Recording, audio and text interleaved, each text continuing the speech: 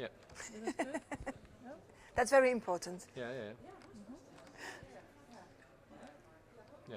So, just for sound, say your name to the camera. Christine Eloi. You should look. I have to look to. So yeah, I didn't know that. Okay, So okay. Christine Eloi. Okay. Sound okay? Yeah. Okay. So, first question, and my questions won't be heard, just your answers. So when you phrase Okay. it in whole sentences. Okay. Distributors are working in an increasingly challenging environment these days. Shortly, is the role of the distributor changing, and how? So that's for sure that nowadays it's a very challenging time for distributors because many things have changed recently, linked generally to the digital.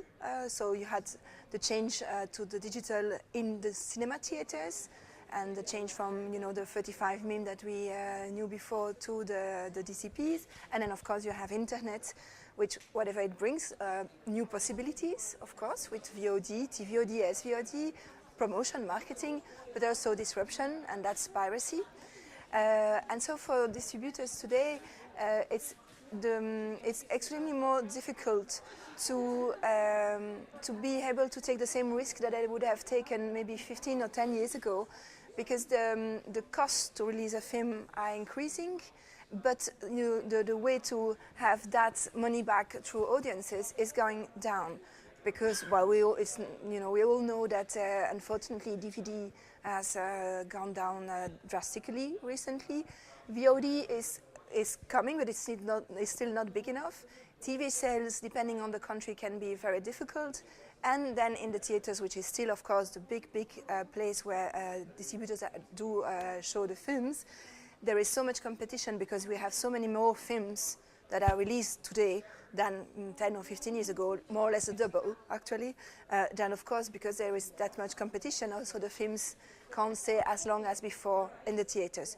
So you have this balance that has changed, and it's a lot unbalanced. On the top of it, actually for a good purpose, the Commission is for the European institution, but it's the Commission who started the process, putting in place possibly new directive, laws, regulations that would impact also the work of distributors, with the idea, of course, to actually support accessibility and visibility of films. But unfortunately, because the system we are living in is extremely complex, because we have so many rights that we are taking care, all these rights and their value is based on exclusivity. So changing a little thing somewhere that seemed to be even an innocent change can have a lot of consequences. So for the distributor today to be able to have his role as the promoter, the curator of the film that makes a film exist in his country, because he knows how to target the audiences for his film, it's very difficult to be able to do that, because the risk have gone a lot bigger than before. So which means also that unfortunately on some films, there are some films that have become too risky. That was a little bit, that's good, it was excellent, but a little bit long. So next question. Okay, I will be shorter. Okay. Sound and vision, okay? Okay. There's a huge focus now on VOD, but according to information I saw presented here from Carlo Vivari, after 10 years of VOD, it still only accounts for about, correct me if I'm wrong, 3% of the income that is received from film distribution. Is the income from VOD ever going to approach what distributors get from TV or theatrical? I mean, I can think of my example in print. The online income has never, we're 15 years into the online print, and it's never come anywhere near replacing what was lost from display advertising in newspapers. So it's never going to. So what do you think? what is the percentage, if you know, that comes from income from VOD, video online, and is it ever going to grow up to be the same as what we get from cinemas, or it's just not going to happen? What's your opinion? Alors, on the share of the VOD revenues in comparison to other format of exploitation, it's very difficult to have figures that are common to everyone, because it's so much different from a country to another, from a film to another, that there are no general figures. For sure, for the moment, it doesn't catch up with the DVD figures that we had before, but of course the hope is that there is an audience that want to see films online, and that is an intelligence we do have, because that audience is actually seeing films online, but illegally. So there is. So what we hope is that actually we can shift from an illegal consumption of film online to a legal consumption. And there is a lot of things to do, of course, from the side of the industry, but also I think on the side from the politics, the member states, the European Commission, so that actually we reverse this tendency, and then instead of having that huge amount of people seeing film illegally online, we can bring back these people on legal side. But for sure, demand and interest there is on that front. Good, thank you. And last question. EU regulations, we've been talking a lot about here, such as geo-blocking and so forth. There have been about 2 years of negotiations on this now, since digital single market was first mooted, and they began to talk with people such as your organization. The EU has made a number of changes in its position. It's put forward a number of proposals.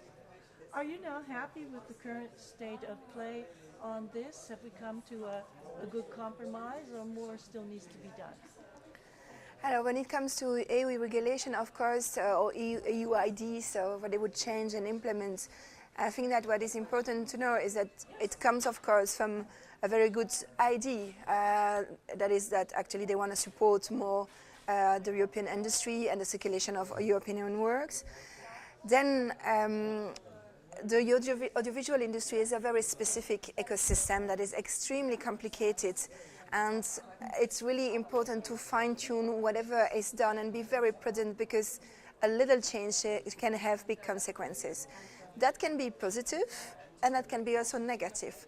So for the moment, the main topics that the Commission is working on with the Parliament and the Council, for us there is a positive side, and that's the AVMS regulation, so for audiovisual media services, where actually one of the points, but there's still a discussion going on that between Parliament, Commission and Council.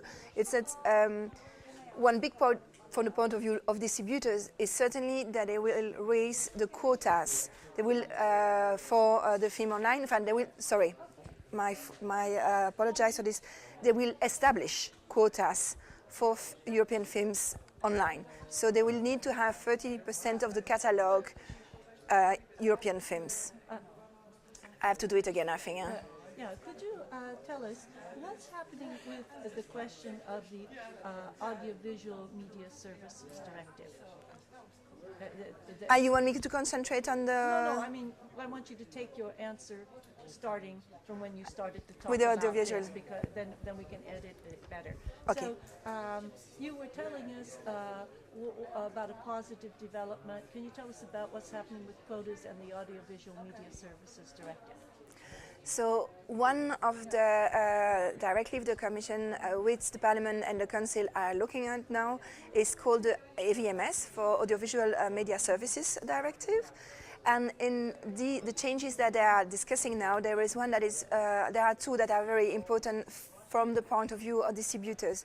The first one is that they should, because it's still a discussion going on, but they should make mandatory for the platforms, the online platforms, to have at least 30% of their catalogue made by European content, which is of course very positive, because for the moment there is no quota at all, and it would be mandatory everywhere in Europe. So that's already a very positive development.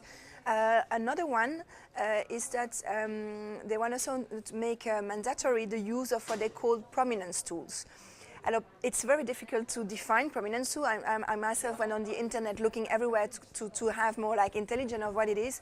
It's a bit like promotion, but it can be very different things. So it can be a specific logarithm that will put European movies a bit above other films on a platform. It can be bannering on platforms. It can be advertisements on what is in the platform on the European movies. So there are other possibilities. But of course, from the point of view of distributors, the fact that at least a certain percentage of the catalog has to be made by a European movie is a plus, especially when you release a lot of European movies, which is the case of many of our members. And then the fact that promotion is recognized as an essential asset when you want to reach out to people is, of course, also something very important for us. Good. Okay? Good. Thank you very It's done? Perfect. You're welcome. Thank you for coming.